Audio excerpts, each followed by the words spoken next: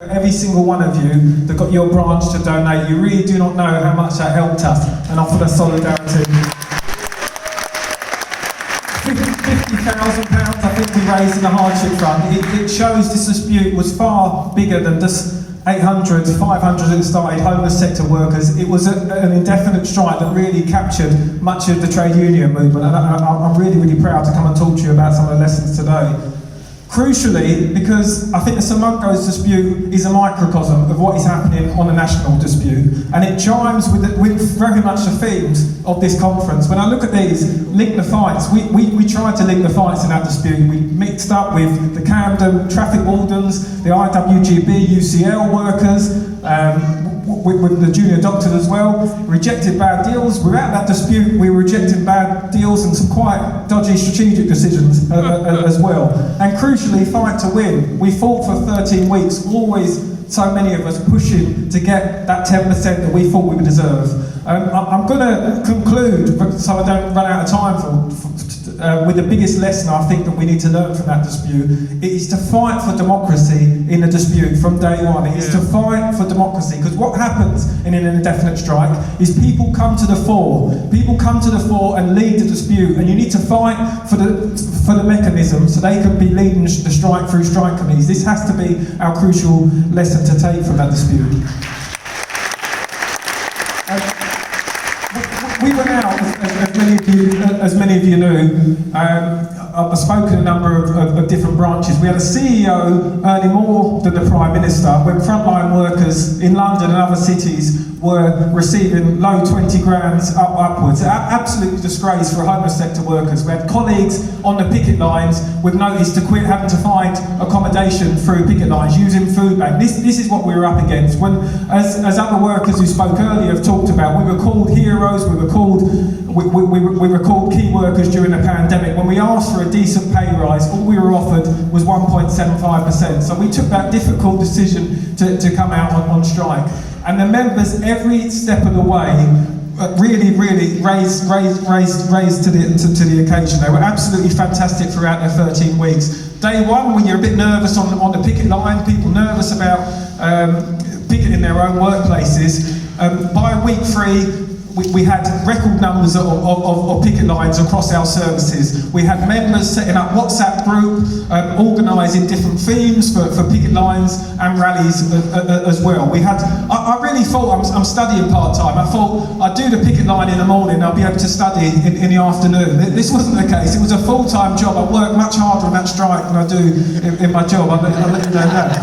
We had Zoom meetings all throughout the day, organising picket lines, organising the rallies, how we can keep targeting management. And why I say this is a microcosm of the national dispute. Our CEO worked for the Home Office. She was under Priti Patel at the Home Office. She was not going to let a union try and beat her in this dispute, so she dug her heels in for day one. This is why we learned after week 2, we agreed to go out for 4 weeks on strike. There's only one way to go after a 4-week strike, and that is to push for an indefinite action. That's absolutely what we've done. I'm running out of time, so I have to get to the key lessons of what this dispute. This is where the first red flags came in the dispute. The convener and sectionary official were trying to push for us to go in for 2 weeks, back out for 2 weeks, in for 2 weeks. The members were absolutely brilliant, and we had to start organising, saying, we're not going to go back in for 2 weeks and clear up the mess, the shit show that we've left for management. There is only one way to go, it's for an indefinite strike. But crucial points throughout this dispute, however extraordinary it was, it felt like we were at the times fighting with one arm tied behind our back. At week 3 of this dispute, it was clear that the convener was happy to settle around a 3% deal and was pushing for 3% of that deal. Time and time again, we had to organise in strike committees to fight back against conservative elements with the reps and the conveners. This should not have been happening, but it's because we did not achieve enough democracy in this dispute. Time and time again, I was absolutely delighted at the NEU strike on the 27th of April. We rejected a bad deal on week 3. 62% of members said we need to keep fighting. We were able on top of the stage in Parliament Square to announce to the end striking teachers there, we'd rejected that deal and we were going to keep fighting, and we did. I'll quickly sum up on this.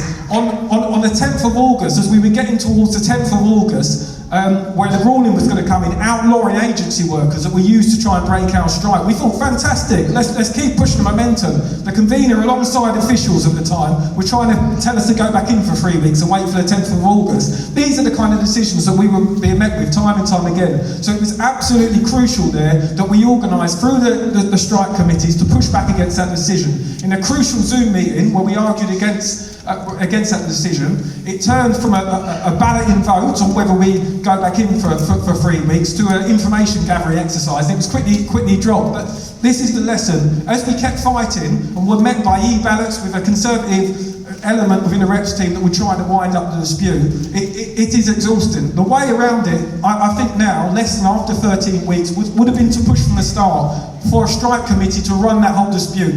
Could have made the difference. It would have been the vehicle there for the best and brightest who would have come up into the dispute to take ownership of the dispute, to take it to the CEO and say, we're not going to stop for anything less than 10%. Learn the lessons for the St Mungo's dispute. It wasn't a 10%. You know, I don't agree with the union's official account on that. It was 1,200 quid of money we would have received anyway. But I'm very proud of my colleagues. We were out for 13 weeks. It was a brave strike. It sent a message to the rest of the trade union movement. You can do this, you can win, and the definite strike is the way to go.